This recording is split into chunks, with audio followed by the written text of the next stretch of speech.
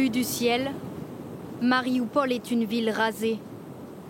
La cité côtière a pris un visage funèbre.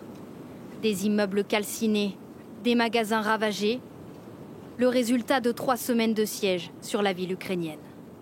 À ce jour, nous estimons que 90% des bâtiments sont détruits. La ville est constamment sous les bombes. Un déluge de feu filmé ici depuis l'un des rares immeubles encore debout. 50 à 100 bombes quotidiennes selon la mairie.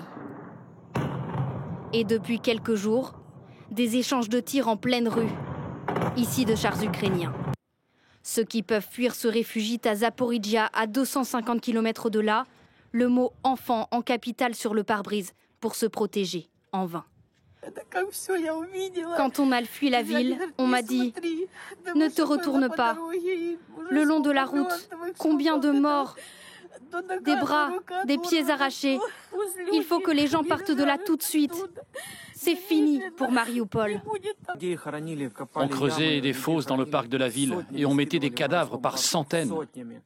Un camion poubelle rempli de corps les déversait dans la fosse.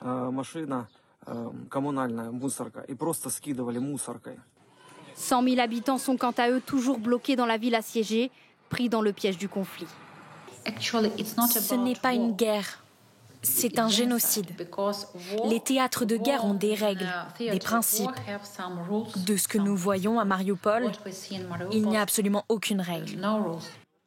Des familles, des enfants, des vieillards, à jamais marqués par cette guerre.